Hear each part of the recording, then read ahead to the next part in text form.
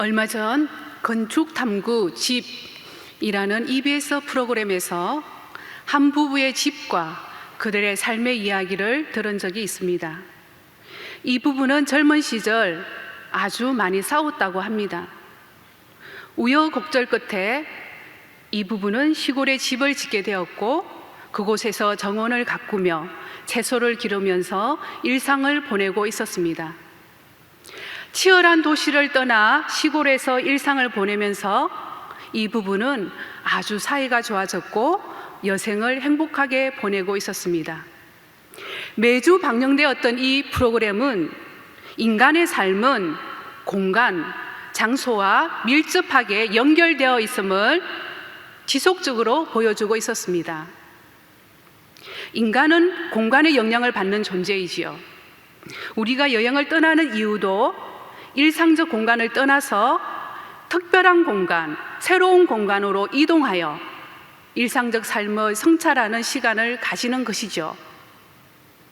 공간은 우리의 삶에 아주 중요한 한 요소입니다.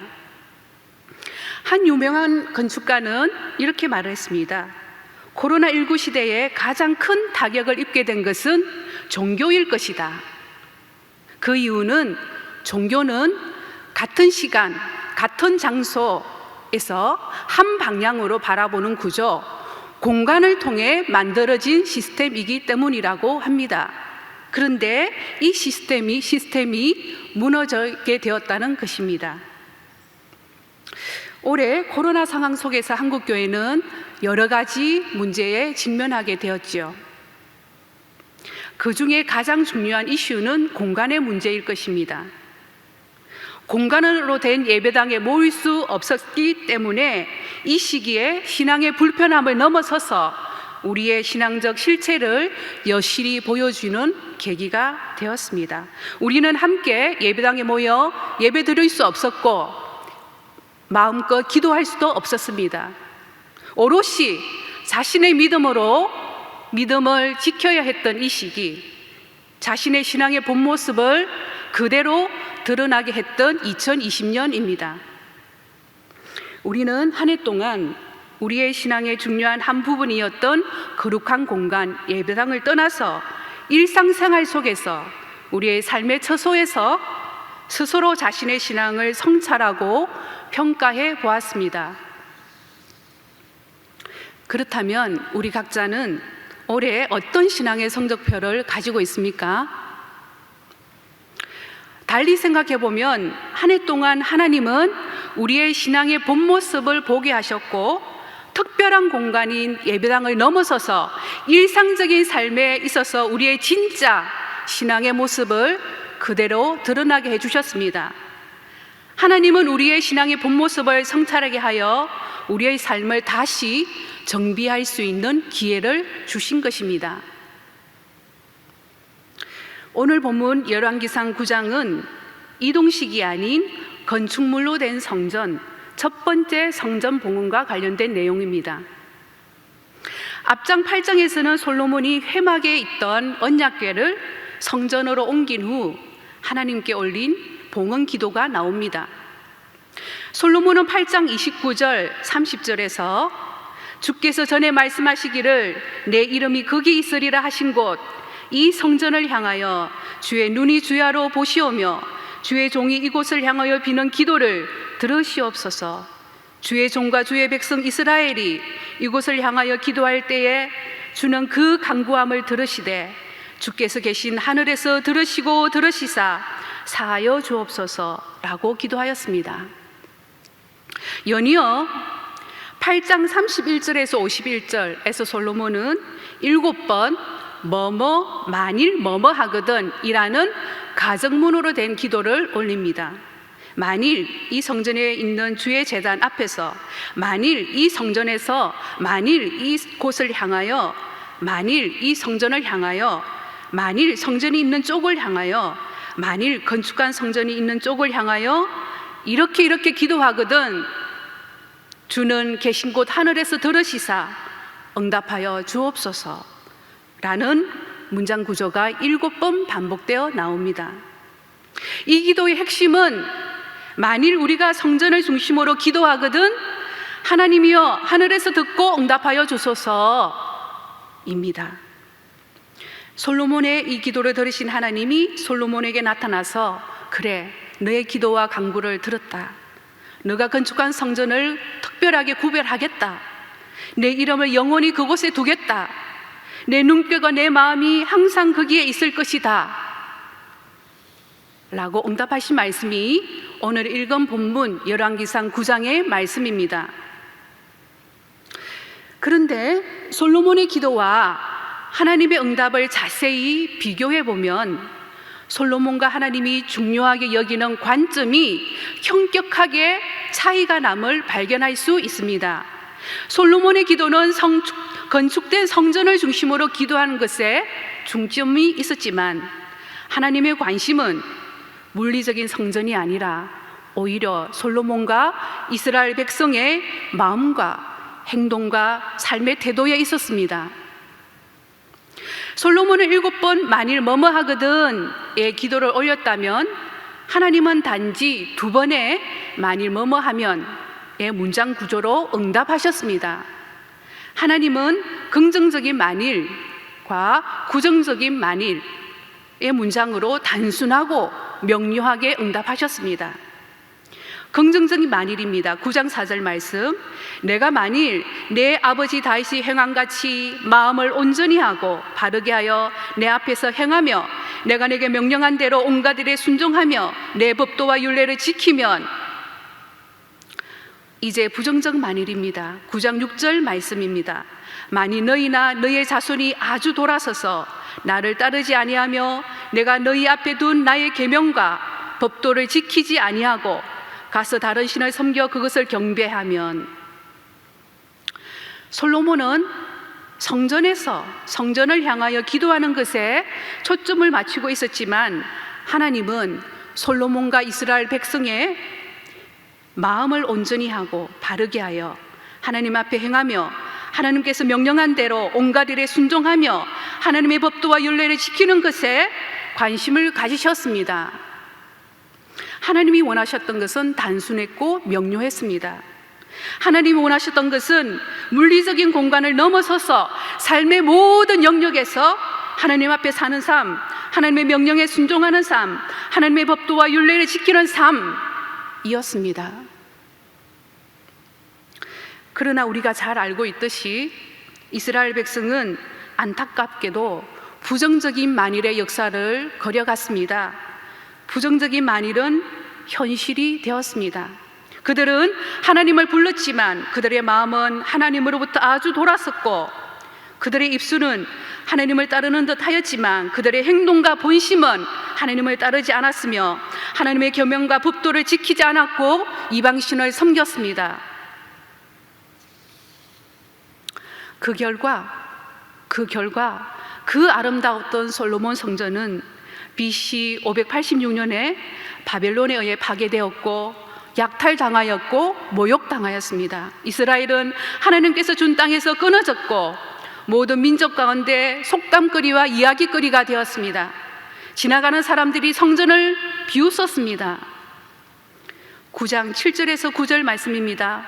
내가 이스라엘을 내가 그들에게 준 땅에서 끊어버릴 것이요 내 이름을 위하여 내가 거룩하게 구별한 이 성전이라도 내 앞에서 던져버리리니 이스라엘은 모든 민족 가운데 속담거리와 이야기거리가 될 것이며 이 성전이 높을지라도 지나가는 자마다 놀람을 비웃어 이르되 여호와께서 무슨 까닭으로 이 땅과 이 성전에 이같이 행하셨는고 하면 대답하기를 그들이 그들의 조상들을 일곱 땅에서 인도하여 내신 그들의 하나님 여호와를 버리고 다른 신을 따라가서 그들을 경배하며 섬김으로 여호와께서 그 모든 재앙을 그들에게 내리심이라 하리라 하셨더라 라는 말씀을 하나님은 이루셨습니다. 솔로몬 성전 이후 예루살렘은 2차례 성전이 재건되었습니다. 소위 스룹바벨 성전과 헤롯 성전입니다. 그러나 2차례 재건된 이 성전들도 솔로몬 성전처럼 모욕당하고 파괴된 역사를 지니고 있다는 것을 우리는 잘 알고 있습니다. 예수님께서 예언하신 대로 헤롯 성전은 건물의 돌 하나도 돌 위에 남김없이 다 무너뜨려졌습니다. 성전의 역사는 성전 건축물 자체가 구원의 상징도 구원의 보증도 되지 못함을 지속적으로 철저하게 말해주고 있습니다. 하나님은 공간의 제약을 받으시는 분이 결코 아닙니다. 솔로몬도 성전을 건축하면서 이미 이 사실을 알고 있었던 것 같습니다. 열왕기상 8장 27절에서 솔로몬은 하나님이 참으로 땅에 거하시리까 하늘의 하늘들의 하늘이라도 주를 용납하지 못하겠거든 하물며 내가 건축한 이 성전이오리이까 라고 하였습니다. 하나님의 편재성과 무한성은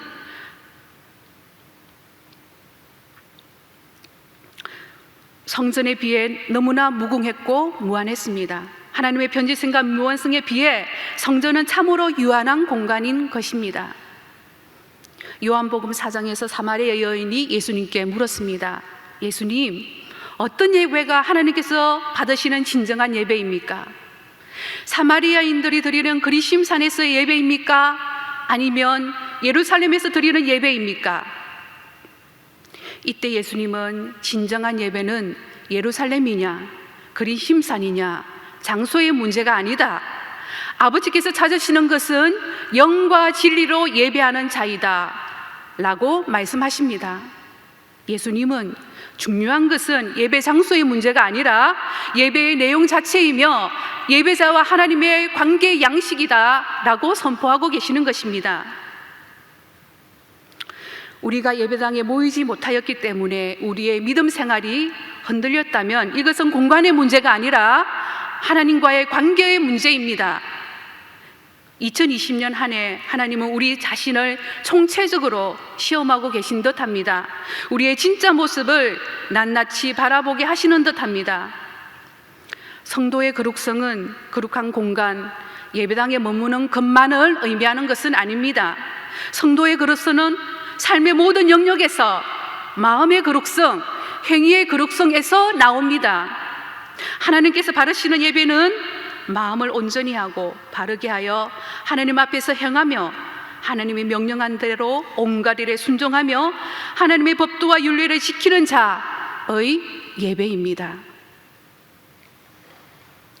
주님이 코로나19 시대에 우리에게 요청하고 있는 것은 물리적인 성전을 초월한 믿음을 요청하십니다. 일상적 삶에서의 믿음, 일상적 삶에서의 거룩성의 회복을 요청하고 계십니다. 우리가 가장 아름다운 성전 되시기를 요청하고 계십니다. 믿음의 선배 사도 바울은 구약 성서의 성전 개념을 급진적으로 변경하여 다음과 같이 소개하고 있습니다. 고린도전서 3장 16절에서 17절 너희는 너희가 하나님의 성전인 것과 하나님의 성령이 너희 안에 계시는 것을 알지 못하느냐? 누구든지 하나님의 성전을 더럽히면 하나님이 그 사람을 멸하시리라. 하나님의 성전은 거룩하니 너희도 그러하니라. 또 말씀하십니다. 고린도전서 6장 19절에서 20절 말씀입니다. 너희 몸은 너희가 하나님께로부터 받은 바 너희 가운데 계신 성령의 절인 줄을 알지 못하느냐? 너희는 너희 자신의 것이 아니라 값으로 산 것이 되었으니 그런즉 너희 몸으로 하나님께 영광을 돌리라. 하나님께서 바라보시는 가장 아름다운 성전은 성도된 우리 한 사람 한 사람입니다. 하나님의 관심은 우리가 예배당에 모이느냐 그렇지 않느냐에 있지 않습니다. 우리의 마음이, 우리의 삶이, 우리의 온갖 일이 하나님 말씀에 순종하느냐 그렇지 않느냐 하는 것입니다. 삶의 구석구석에서, 우리의 일상에서, 우리의 거처에서 하나님의 성전을 건축하는 것입니다. 저희 어머니 이야기를 하는 것을 용서해 주시기를 바랍니다. 86대신 저희 어머니는 지금도 자전거를 타고 매일 새벽 기도회를 다니십니다. 혹여나 어두운 새벽길 위험해서 그냥 새벽에 집에서 기도하면 어떻겠습니까? 그냥 집에서 기도하십시오 라고 만류하였던 적이 있었습니다. 어머니는 하루 중 가장 행복한 시간이 교회에서 기도하는 시간이니 말리지 말라고 하셨습니다. 최근 코로나19로 인해 한동안 교회에 가지 못하셨습니다.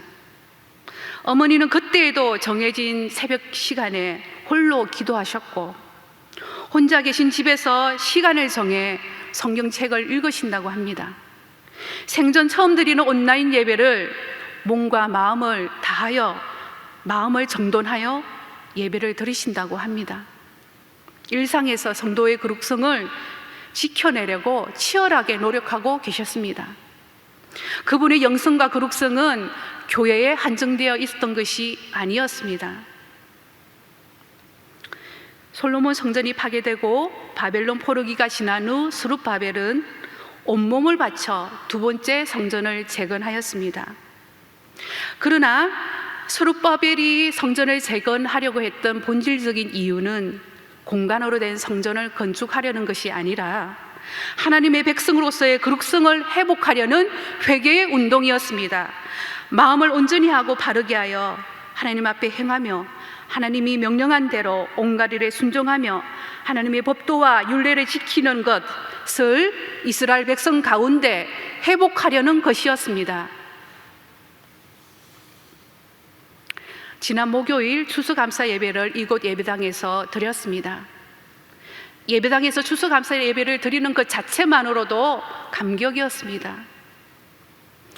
우리는 분명히 이 예배당에서 모든 장신가족이 다시 함께 모여 마음껏 주님을 찬양하며 예배 드릴 날을 맞이할 것입니다. 그러나 그날이 오더라도 주님의 눈길과 마음은 예배당에 가득 메운 사람 수에 있는 것은 아닐 것입니다. 주님의 관심은 우리 한 사람 한 사람이 아름다운 성전이 되어 있는지 하는 것일 것입니다. 주님은 성전된 우리 한 사람 한 사람에게 그의 눈길과 그의 마음을 쏟아 부으실 것입니다. 이제 말씀을 맺으려고 합니다. 사랑하는 장신가족 여러분, 진정으로 하나님의 눈길과 마음이 우리에게 향하도록 각자의 삶의 처소에서 철저하고 순전하게 주님의 말씀에 순종하며 성전된 삶을 살아냅시다. 삶의 구석구석에서, 우리의 일상에서, 우리가 거하는 방에서, 일상적 삶의 자리에서 거룩한 성전이 됩시다. 우리가 어디에 있든지 무엇을 하든지 주님의 눈길과 마음에 합한 예배자가 됩시다. 우리 한 사람 한 사람이 주님의 눈길과 마음을 사로잡는 아름다운 성전이 되어서 이 특별한 공간 예배당에 다시 만나 영과 진리로 예배 드릴 수 있기를 소망합니다. 기도하시겠습니다. 주님, 그 어떤 때보다 주님을 갈망하며 주님을 소망합니다. 어려운 이 시기 우리의 약한 믿음을 다시 일으켜 세우시고 더욱 강한 믿음의 용사로 일어나게 하옵소서. 삶의 구석진 자리에서 우리의 일상 가운데 아름다운 성전된 삶을 살아내기를 소망합니다. 우리가 어디에 있든지 무엇을 하든지 주님의 눈길과 마음에 합한 아름다운 성전이 되게 하옵소서. 그리하여 다시 한자리에 모여 주님을 찬양하는 그날에 주님의 그 거룩한 영광을 보게 하옵소서. 성전을 다시 일으키신 예수 그리스도 이름으로 기도드립니다. 아멘.